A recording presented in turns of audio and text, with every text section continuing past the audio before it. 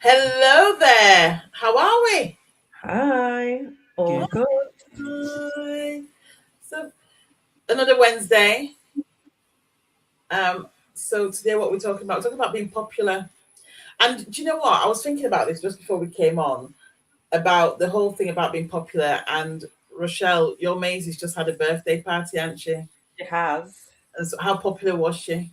Well, so previously, she's just started at secondary school. Well, she's just finished the first year at secondary school, so things have changed a little. She went to a different school to a lot of her friends. So her friends who came from that school have all got a lot closer. So previously, she'd have had like at primary school 10 or 12 people come in for like a bit of a party and then a sleepover, which was manic. Whereas last night, there was only three of them that came, which she was a bit like, oh, it's not going to be as good, but she had an amazing time, even with the less people. And I slept much better, not having to try and get a million kids to calm down and go to sleep.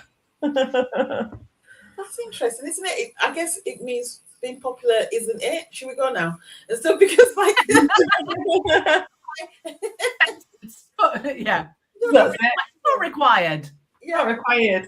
Well, so I was the one who, I think, on the way back from when we were filming in the recording studio, and my brain was like on fire and thinking, "Oh, we should talk about this and we should talk about that." And I think what prompted it was when we were in the studio, we were talking a bit about someone had put a post out about not liking the fact that a lot of people were saying that you had to apply to be part of a club, and it gave a feelings of when she was younger, not being part of the it crowd, not being getting invited to be part of the fun stuff, and it just got me thinking about what popularity actually meant, because as a child, I would have said I wasn't popular. Because to me, from probably influenced by what I saw in the films, like the American films, the popular girls were cheerleaders, they had boyfriends, they were rich, like they had all these things going for them, and I didn't have those things, and no boys were interested in me, and I thought that meant that I wasn't popular.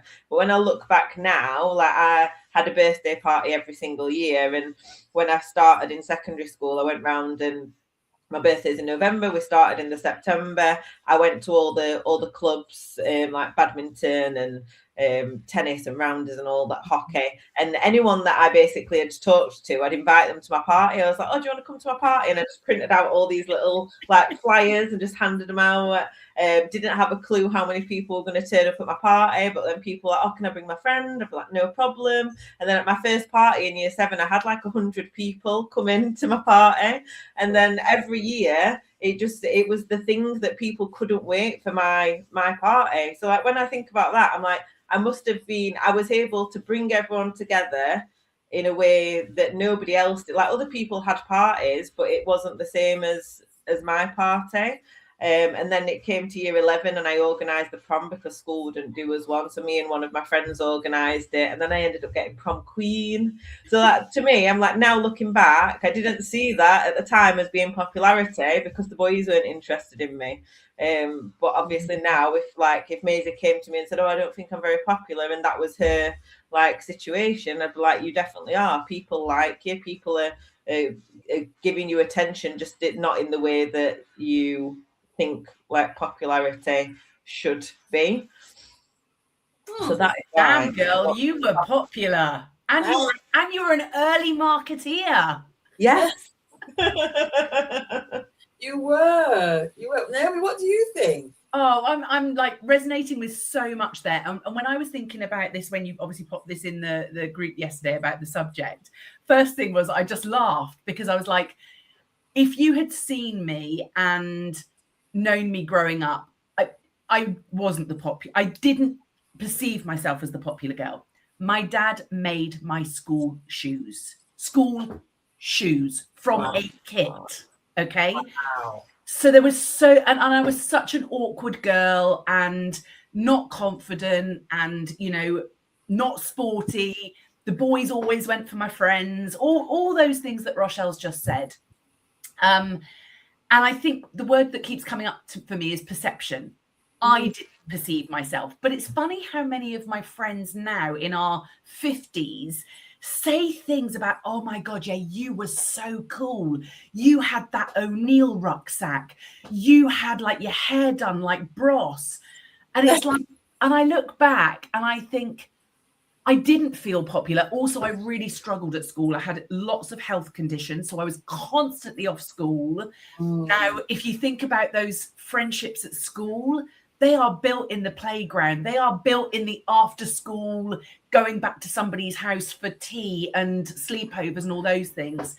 I also, because I struggled so much with my education, my weekends and my half term and holidays were filled with private tuition. So I had school teachers either come to our home or I would go to theirs, and I would do private tuition throughout the whole of the holidays. So when all the popular girls were getting together and going out and having fun, I was working, trying really hard to like pass the exams. So I didn't see myself as the popular girl, and I would never have put myself as like the in crowd or any of those different things. You know, my one of my really good friends organized prom. My parents, and listen, you know, my parents are, my mum was wonderful, my dad's wonderful. But they were very strict on things. And whereas my friends were all getting brand new prom dresses, they were like not buying one. So I had to borrow a dress from a friend of ours who actually, she was my babysitter, but she worked for the BBC. I mean, back in the 80s, that was really cool. Wow. So she had like 3 occasion wear dresses, and I got to choose. But they were all, you know, she was bigger busted, nothing fitted me. So I always felt like the geek and the, I guess, the square peg and all those other things. But I'm sure if you ask some people, they'd say, oh my God, Naomi was like popular. And I had a party every year, and I didn't have to pay anybody to come. I think they willingly came. So, and some of those friends are like my closest friends now, you know. So I guess it's our perception of what we think as popular, and you're so right, Rochelle. So much, I think, is societal expectations, films that we've grown up with, all those things where, you know, to be the cool girl, like you said, you've got to have the guy, and you've got to have the dress, and you've got to have this, and you've got to have that. But actually, I think we all get to be popular in our own way. That's interesting. I love that. And do you know what? I'm more in love with your dad now than ever. The fact that he can make shoes, because do you know what? And stuff is like, I always if you were 12 and you had to wear those shoes to school, and everybody else had the Clark's uniform schools, you would not be calling my dad cool. You'd be saying something else under your breath. I hear you. But I've always dreamed of marrying somebody who could make shoes. You're welcome. Would you like me to organise the wedding or just the first date? I don't wear shoes, which is hilarious, but I love looking at shoes. I think they're amazing. But it's really interesting, isn't it? Because if I was to say, do you think I'm popular? I reckon people would say yes. I don't feel popular at all. My biggest thing is I have never fitted in. Never. Like I don't fit in. Now I embrace not fitting in, but I really have never fitted in. So I don't see myself as that person who necessarily is the person that people think of or anything else and stuff, but everybody knows me. So I feel I've just been that awkward, not even awkward child. I think I've just been different, you know. And with the job that I do now, I kind of get it, because like I wasn't necessarily involved in the drama that went on, but I kind of knew everything that went on. A bit like now and stuff. It's like, you know, it's like I know most of what's going on, but don't know how I know, but I do know. But I'm not involved in anything anywhere. I'll speak to anyone, and you need to really sort of like wax me off for me to sort of like go, enough's enough. So I've never seen myself as different, as popular, and also I've made it a point never to go where majority go. And if I end up being in a space where there's a majority, it's normally a fluke. It's normally a complete fluke. I remember being in a situation once where it was where everybody else wanted to be, and people would literally jumping over wires to get in there and stuff, and you know, paying if they had to, or you know, kissing ass if they had to and stuff. And I just sort of like found my way into the place. But if you said to me it was because of popularity, it never is. Also, I don't believe that I have to apply for something, because if it was just by application, I ain't gonna get in and stuff. I just won't and stuff. I'm not gonna say controversial, but I think I am. Rochelle says I'm opinionated. I'm just like, if it's based on that, I'd never get in anywhere. And also I get bored very quickly as well. So that popular feed for me just doesn't, it just doesn't work. And when I look at people and I go, so there used to be a time, and actually it's quite interesting because none of us look like this, but there used to be a time when there used to be a set of women and I'd look at them and they all look the same. Hair the same, outfits the same, shoes the same. And I'm like, what? I can't imagine anything worse. Like, you know, one of the things, like the three of us, we were out 2 weeks ago. Can't believe it's 3 weeks ago, actually. And we all look so different. Like, we've all got our own style. We look different. We sound different. Our hair's different. And yet we're just we're three beautiful women, you know, and to want to be part of a popular crowd, I can't think of anything worse. Isn't it funny? The things that you craved growing up. And I think, you know, something that you just said there, Vic, about I didn't fit in. And I think we weren't born to fit in. No. We are the disruptors, the, you know, the thought leaders, the ones that are pushing the boundaries, doing things differently. And I think that some people are born to fit in and to comply with the society norms and everything else. But I think, you know, I think the fact that we all have our own businesses says kind of almost says a lot around that as well, doesn't it? Yeah, I think one thing I've always noticed about myself is that, like, because I get on with so many different people and I love being friends with so many different people, that what always happened was I'd be friends with this group and I'm friends with this group and I'm friends with this group, and they all would gradually get closer and closer together. And and it happens to me at university, I feel it happens to me now in business, where you can see other groups just getting closer and closer together. And because you're dipping in and out of lots of different groups, you sort of feel like you're pushed out. And you see, like, I was thinking the other day about the word click, and like you'll go to an event and you'll see like these cliques of people, and actually those people those cliques have just formed from people like us getting to know each other and almost go into their safe space. So sometimes when you go in as a person and you're not part of that crowd that appears to be the cool crowd, you almost isolate yourself and go, oh, like they already know each other, they already get on really well, they don't want me joining and interrupting with their fun, and then you self-isolate rather than going, actually they look like a really fun group, I'm going to go and join them and become part of that fun group, and maybe take someone else who stood on their own with them. But that's really, for me, that's a very intimidating situation. But it's intimidating because that's the way I perceive it, not because that's what the clique of people are trying to do. Yeah, it's quite interesting. I was in a situation once where I was comparing two groups of people that I hang out with, and one group of people, when I walked into a room, it was all very, oh my god, your hair, you this, you that, and you felt very seen. However, energetically you weren't being seen. It was almost like what do you call it, lip service, you know, like lip service to a thing. And I don't believe there was any malice against it, but it definitely wasn't genuine, if that makes sense. And then there was this other group where I'd walk in, and whilst everybody knew me and stuff, there was never any acknowledgement of, maybe the odd occasion, so well, your dress is nice, your hair's nice, but it was never as, oh my god, you know, blah blah. And I was trying to figure that out the other day. I was like, I wonder what causes such a contrast. And what I realized is that where you're made to feel popular, there's a huge amount of lack of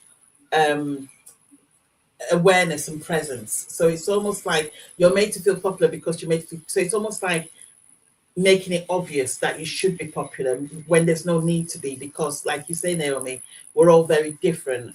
Meanwhile, the other people, I guess they had more levels of awareness, were probably even more spiritually aware as well. So they were more focused on what they had to do within that space, as opposed to trying to make other people feel to fit in. Does that make sense and stuff? So I feel like when you're trying to make people to fit in, or you're trying to get yourself to fit in, I believe that there is a subconscious level of lack there, that you're trying to compensate for something that wasn't there. Meanwhile, when I walk into a room, I know I own a room because I've got nothing to prove. I just go in and I am me, and I always walk into a room with intention, and I leave, and that's it. Meanwhile, when you create drama about popularity and everything else, to me that comes from either I've been hurt, or I've never had friends, or I don't fit in, so I'm going to create my space. You know what I mean? And I'm not saying any of that is bad. I'm just saying it's an awareness that we need to have. Yeah. And I don't know what it's like to be at school now. Rochelle, you might be able to comment on this because of having children at school age. But certainly for me in the 80s, if you look at the school framework, it is all about popularity. You know, you've got, I mean, we had house captains, prefects, we had A stream and B stream in our school groups. So the A stream was smart, and you were like, you know, and you actually had different level teachers and, you know, sports and all those different things. So the whole framework was on popularity succeeds. If you know, if you kind of put it as bluntly as that. So I think so, and at that age, so many of us don't know who we are. We're trying to fit in because that's what we think is the right thing to do. And if you look now, obviously, how many of us are discovering later in life about, you know, being neurodivergent, actually are the ones of us that didn't fit in at school. Are we the ones actually who didn't have neurotypical brains? And so we weren't pliable and malleable in that way. And we were actually looking at how we could feel free and not part of a clique and not being put into a box. Because, yeah, I think if I look back, I think that for me, God, when I did get house captain, God knows how, because I just didn't feel, you know, I certainly didn't tick like the prefect box or anything. It was probably like a default. It was probably that the girl that was meant to get it that day was off sick, and they were like, who's the next on the list? Naomi Holbrook. Yeah, I'll have it. So I just think school is so, or mainstream education, should I say, rather than school. Mainstream education has, for so many of us, forced us to put ourselves in boxes, to think that that's where the popularity is. And then, of course, we've gone through life and realized, you know what, it isn't. And you know what? I don't want to be popular. I don't care about being popular. I just want to be a good human being who feels comfortable in her own skin, who doesn't do any harm to others. I think I'm past that stage of popularity. So you're talking there a bit about schools and what schools are like now, and I'd say it's probably not. They've definitely tried to make it less competitive in some ways, but then they still had things like a pen license that they're all writing in pencil, and then when your handwriting's neat enough, when you're doing good enough work, you get that. And that can be very much like, oh, I'm the best because I've got the pen license first, and you've got the kid at the bottom. Yes. They do things like Star of the Week, but literally every kid gets Star of the Week at least once. But there's always some kids that get it. There's too many weeks and not enough kids for them only to get it once. So there'll be some of the kids who get it more often. They then have like one for the year as well, which both my kids have won at different times as well, which has been good. So there's definitely that competitive edge, and I think at the end of the day, like, teachers are humans as well. So as much as they try not to have the favorite child, like, they definitely do have their favorites. And at primary school, especially with Maisie, she's both my kids actually, at home, they are loud. They have got big personalities. Joshua never stops talking. At school, they're very quiet and hold it all together because they don't want to get into trouble. So because of that, like when it comes to like, they both love drama and singing and acting, but they're not always the most vocal, and they're not the kids that they'll always get picked out, but there are definitely those kids where they get the main part several times and they always get a starring role, and the other kids feel like they're left out. And it's a school play, so yeah, it's great if it's a great performance and you've got the people who are like could be on a West End stage, but actually it should be about giving all the kids an equal opportunity to shine, because I think if Maisie had have got one of those parts, it would have brought her confidence on massively, whereas the kids who are already confident, who are already good at those parts, yeah, it's a great experience for them, but they've already done it like a few times before, so like, let's give more people a chance. So I think there's definitely still these like popularity things going on that can make people feel like, little kids feel like the bottom of the pack, or the leaders of the pack. Yeah. Go on, do you want to say something on that? I've got another point.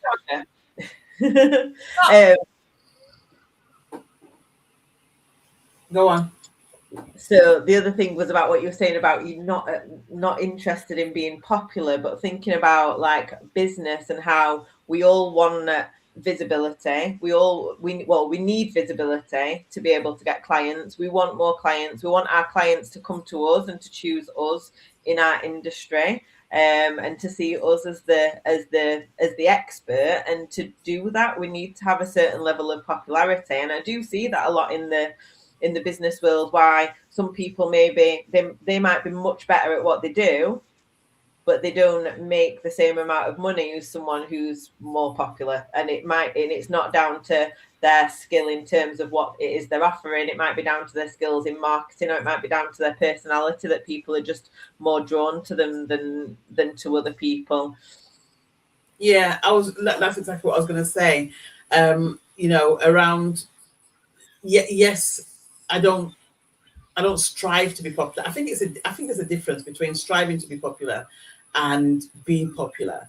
I believe that whatever popularity I may have is quite effortless, which means it's more sustainable. So the level of popularity that I had at school, whilst it wasn't initiated or sought for, is the same popularity I've got. Does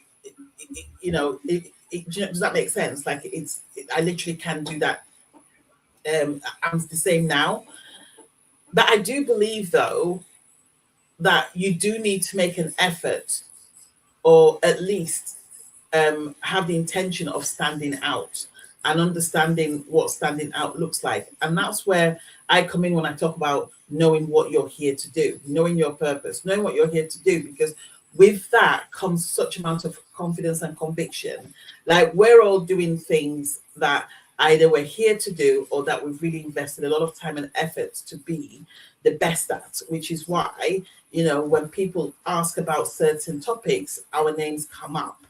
And yes, you've got to work on things like messaging and sales and retention and all those other things, but there has to be a level of effort. And sometimes, like Rochelle was talking about, like in school, where some kids don't get that. And I know you need to build a kid's confidence, and give them like student of the week.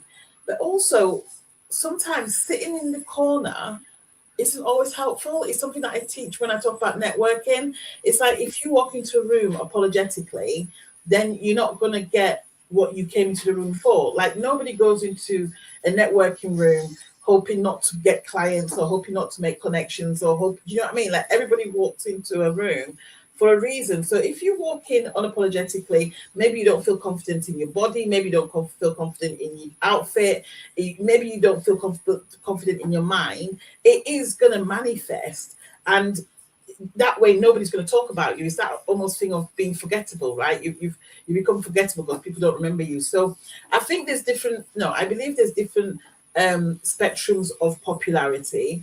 I also believe that there's different intentions for popularity.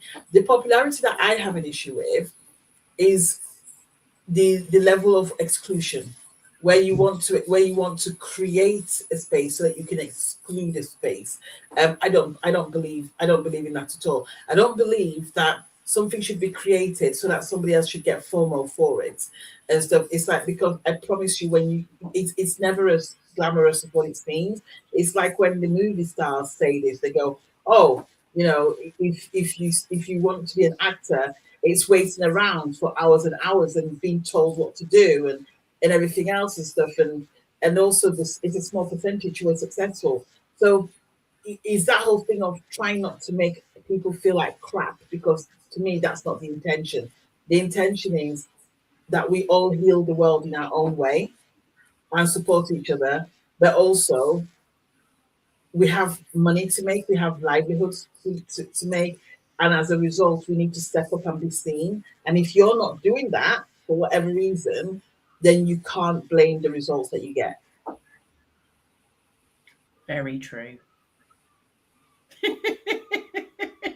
So should we just all say we're popular, and but we're popular in our own? Like, I think that's the thing as well, isn't it? It's yeah. We talked about this word before, and I'm not a fan of it, authenticity and authentic. But I think this is where we've got to in our lives, that actually this is the version of us. And it's not an arrogance, but you know what? I don't need to walk into a room and be the most popular one. I don't even need to be in the top 3 or the top 5, because I'm popular in my own eyes. And that might sound a bit cheesy and a bit, you know, but like I'm my biggest fan. I don't need I don't need a tribe to show me that worth. And here we go, the word worth. Something I thought about when both of you were talking. Like, if I look at my clients historically over the last 7 years, yeah, I would say that 90% of the women that come to work with me have never felt like the popular girl. Right. So that, you know, whether it's been not being the sporty one, not being the academic one, not always feeling like they fit in. And that self-worth has impacted, you know, their whole lives, their relationship with themselves, their body, their, you know, confidence to do things. And I think then when you learn that that is all unlearnable and relearnable, then actually you don't need popularity anymore. But I don't, like, I've spent the last couple of years on my birthday on my own. If you told me that years ago, Christmases, New Year's, oh my God, I take myself away on my own. I know. It's just, but there's, I think that's like a real evidence of, I could never have done that, because I would deem that as, she's not popular because she's spending New Year on her own. She's not popular. She spends her birthday on her own. But actually, I think it's because I no longer need that external validation of popularity. I'm comfortable as I am, whether I am popular, not popular. Yeah. Yeah. I think it does have to do with, here's another thing as well. I also think it's age appropriate as well, because like when I was younger, I was in the pubs and clubs, and I was part of so many groups, and I was like, why are you here? Even when I was having a good time, I was still part of those groups. So I do think it's age appropriate. And I think you go through different stages of life where you go, I don't need to hear that. Also, is that whole thing where if somebody pays me a compliment now, I always take it at face value. It never defines who I am. Does that make sense? Like if somebody goes, oh my God, you're amazing, I don't walk away going, oh my God, that person thinks I'm amazing. Never do. Because it's like, I always believe that there's an energetic exchange as to there's a reason why somebody has said that, whether it's genuine or not, because equally that person can turn around one day and go, oh, Victoria's awful. And equally, it still doesn't stick. Like it doesn't define me at all. So, but I think that comes with age. Like you get to, is that part of that wisdom of a woman where you have to go through, where you're willing to please. And then all of a sudden you go, do you know what? I don't need to please. It's okay. And you know what? I actually believe it's a journey that the perimenopause and the menopause takes you on. I really do believe As soon as you finished, I was going to say, can I bring up the M word here? Because I actually don't think this is anything to do with age. Yes. I think this is to do with, and we know this, that when estrogen starts to decline, the veil slips. Yes. And the things that we had capacity for, the Yes. people pleasing, the wanting to be the popular one, excuse me, gone. Yeah. I've said to myself, I think probably about the beginning of the year, I said to myself, I feel like I'm in a rebellious mode. I'm in a really rebellious phase where it's like there's just certain things that I'm just not putting up with. And even if I'm still seen to be part of something, I'm kind of sort of like having an internal dialogue with myself going, that no longer aligns, that no longer aligns. But I do, so the popularity, I do feel the need to please just isn't there. But equally, my face, as somebody said to me the other day, your face is everywhere. I was like, brilliant. Like, my face is everywhere, but it's not there for my ego. It's there because I want you to know how I can help you to get to where you need to in life.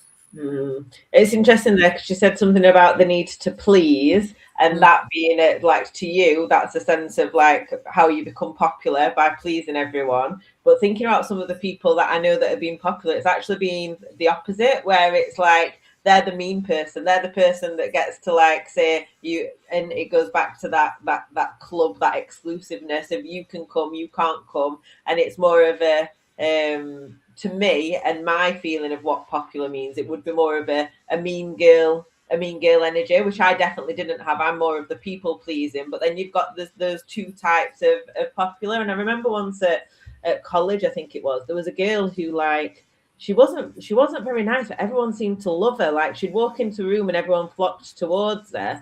And like, I can remember sort of being like, oh, I wonder why everyone likes her so much. She doesn't seem very nice. But then as soon as she was gone, people would start like talking about her. And actually they didn't like her. It was just that they were almost they were the people pleasers. They were the one who wanted to like be involved, be with the person that they perceived to be popular. So there's a difference between integrity and influence. Yeah. Okay, so just because somebody is mean doesn't mean that they're not a people pleaser. It's all of that's just masking, and the fact that they're mean, even though people are attracted to that straight talkedness, if that's a word. It is now. It is now, right? I've been coming up with different words, that I know they're in the diary, the dictionary, and what I've been stuff. It's like, I don't know what's happening to me. But deep down inside, there is that sense of low self-esteem, which then taps into people pleasing, even if it's not visible. So when people pull, and this is why I always go to people, ask yourself, without the influence, would you still have the same attention? Because to me, friendship for me, and I know we're going to friendship now, but friendship to me, or even popularity, is based on how are you going to react to me when I don't have those things that you can feed off. It's like, if I didn't have the influence, would you still come to me? Do you know what I mean? And what have you? And there's people who I've seen who, in business, in corporate, and also in business, who I've known who've been highly influential. They've lost that influence. And I still admire them. I still think they're amazing. And I still coax them to get back to that level where they feel they can build that influence around them. So a lot of it's smokes and mirrors more than anything else, in my opinion. But again, I think I'm speaking from a very tainted menopausal woman's perspective. because you can see... Can we rephrase that from tainted menopausal woman to honest woman? yeah, because you can see it, can't you? You can see it. But again, I used to be that person. Like, I used to go to the pub, right, years ago. Oh my God, I miss those days. I used to go to the pub, and there used to be a group of us, and we all knew each other, and there was a sense of confidence. Not even confidence. It was hierarchy and stuff, where you walk into the pub knowing that everybody knows your name. And you walk to the bar and they know what you're going to have to drink. And you sit, do you know what I mean? And stuff. And that was all ego led. It was all going, oh yeah, I'm part of the pack. It didn't mean that we're doing anything more exceptional than the next person. Okay, granted, I was managing multi-billion-pound programs at the time, but I promise you that it was not even part of the deal. It didn't enter my head. It's only because Rochelle's badgered me, going, "You need to talk about that more often." That now I talk about it. So at the time, I didn't know that. Does that make sense? I was just like, I fit in with all this group of people, and this is amazing. But when I walked away from that, I think that was the beginning of my journey of going, but you're good enough on your own. You're amazing on your own. You can change the world on your own. And guess what? All the things I've achieved, I've done it on my own. Do you know what I mean? And so I've done it on my own. Like I literally have, obviously, I've done prayer, and I've also had some amazing friends, but I've done it on my own. So I think we need to credit ourselves more with what we can do, and also be intentional. If we're going into groups or trying to be popular, I don't think we even need to be popular. I think it's just whenever we have an interaction, have an intention. So, for example, we're all here doing this show. We all have an intention why we want to do the show. Do you know what I mean? And so it's like it feeds us as well as the bigger vision. And I think as long as we do that, then if there's a popularity that comes with it, so be it. But that's not what we went in seeking. Yeah. Yes. So I think what's interesting to talk about being part of the pack, and when you were talking about like would that person still be there if you didn't have that success? But I think the same can happen from a different position as well, where if you're failing in life, things are going bad, and you've got this support group of people who are also maybe going through bad things, and they can hold you.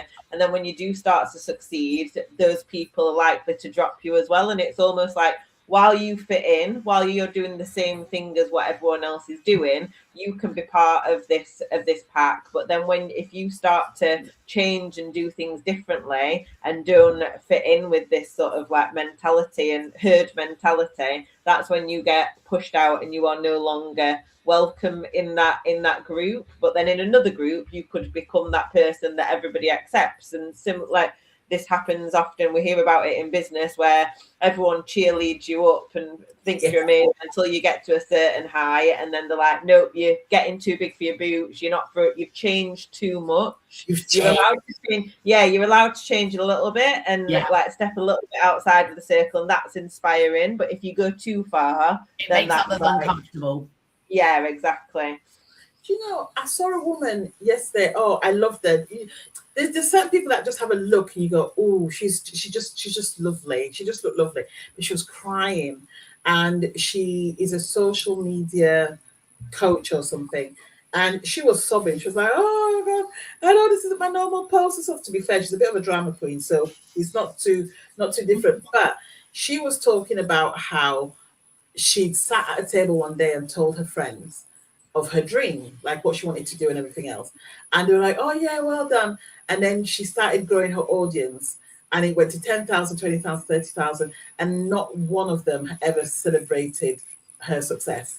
And she's now at almost 80,000, and she's heartbroken. She's just like, she goes, these are people who I've, looked after their children and gone to their homes and decorated for Christmas. And she goes, walk their dog. She goes, these are people who are my life. Like, these are my original friends. She goes, not one of them have ever congratulated me.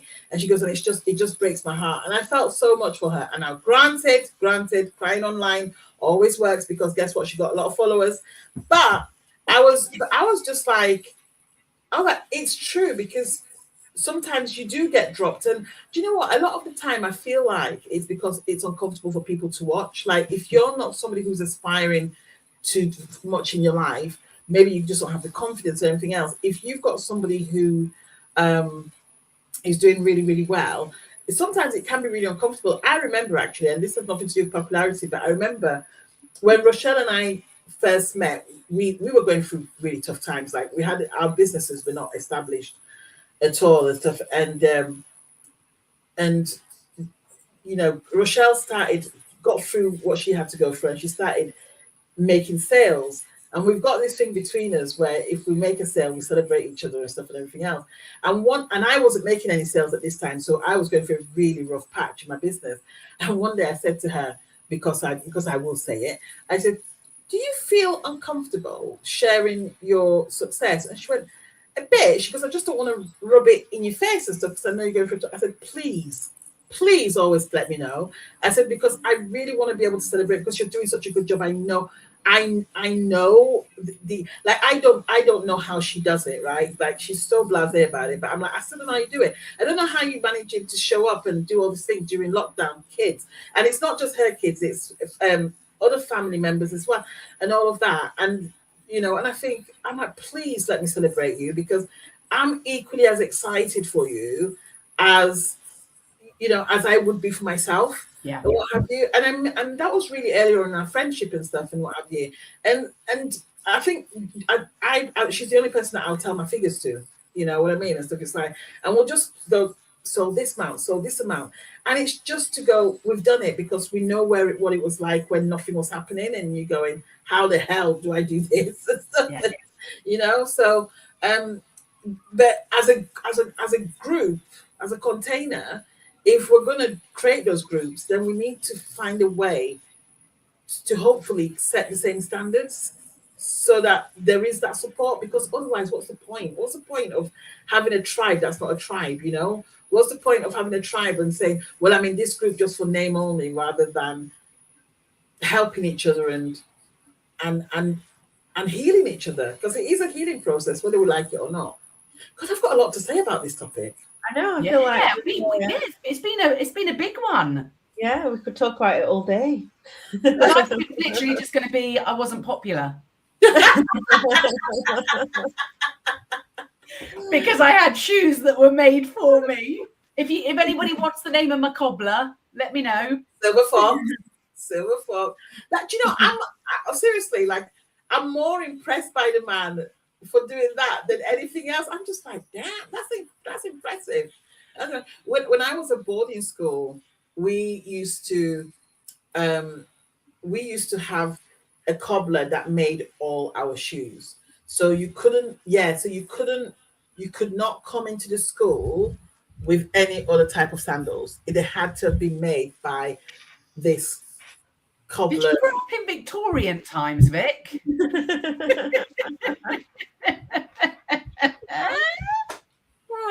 Where were you at boarding school? I was at boarding school in Cameroon from the age of 11. Wow. Okay. Yeah, from the age of 11. So I got expelled in my first year. From the age of 11. And then I went to another boarding school, and that was the boarding school where none of the other schools would take you. So I went to that one. And I've got a pass. Popular children. I've got a pass and a half. So 11, I got expelled. But it's so funny because I thought for years, like for almost, I would say 40, even up to 50 years, I remember thinking, because I can't believe I'm 53. I remember I had the memory that it was because I was not very good at academics. And my mum turned around the other day and she went, no, it's because you kept on telling the teachers they were wrong. I was like, oh, Jesus. That does not surprise me. And she went, and the reverend sisters just couldn't take it. With you. They're just like, their Christianity was challenged, put it that way. But yeah, but in boarding school we had it was a really good boarding school as well. Like, to get in, again, talk about popularity, exclusivity. To get in, you had to either have the right connections, or you had to be very intelligent or very exceptional. Like, there was no mediocrity that took place in the school, and I got in.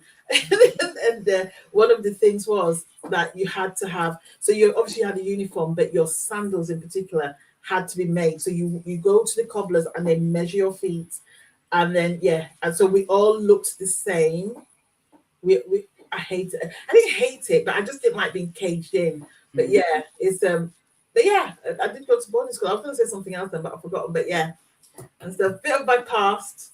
But I guess it would have been in the 80s, right? So I guess it would have been ancient times and stuff. And also bearing in mind that Cameroons or Africa in general were behind, civilization. But do you know what? The sandals were so comfy. You could walk for miles in them and stuff. And they looked so pretty as well. They were gorgeous sandals. I'm not going to lie. They were gorgeous sandals. Oh my gosh. I wish I could say the same for mine. I was called pasty feet. Really? Oh, Oh my God. Yeah. I do you know what? So it's like I used to love shoes, but they just never liked me.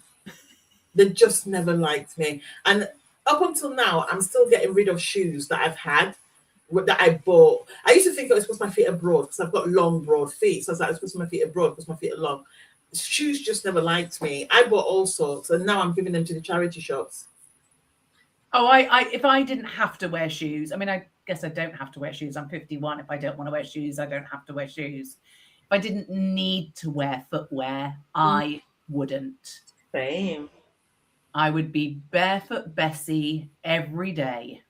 But this is why I love my Crocs, because my Crocs are actually the fit. I like to be able to wiggle my toes in my shoes, be able to slip them off and slip them on without having to bend down. Like these are my criteria for shoes. So I just love my Crocs. If I've got to wear them, it's Crocs. We were at a hotel. We were at a hotel recently, Rochelle and I, and I came down for breakfast, and she'd already sat down, and I came down, and I was for once I was wearing my sandals, and all I heard was Victoria's let me down because she walked in. Yeah, she didn't have any shoes on, and but I was like, but I don't know where I was going. I didn't know if I had to go outside or anything. Because what I'll do is I'll be barefoot within a building, but I'll always wear something to go out if I have to. But yeah, it was so funny. So she was like, I can't believe you wore your shoes and stuff. It was so weird. Everyone was looking at me like just walking through the hotel to breakfast with no shoes on. But I'd brought like sandals that I needed to bend down and fasten the buckles, and I'd had them on the whole day before, and I was like, I just don't want to put them on to go to breakfast. I'm just going to go barefoot because I know Victoria will be barefoot anyway. I let it down. Well, listen, ladies, and so I think we've come to the end of that. And can you believe we're going to see each other in October? October's the next one. October. Yeah. Next what? Our next call. Our next. Oh, have we got a break now? No. It's not October. August. Sorry. I know. I was like, hold on. Where was I on that? No. I'm just 2 months. Sorry. August. I was like, we've only just had a break. August. Sorry. August. All right. My heart just like pounded then. I'm going to just switch Right. off. So it's like, I need to stop speaking. I'm You getting rest. stuff. Lovely to see you as always, ladies. Take care. See ya.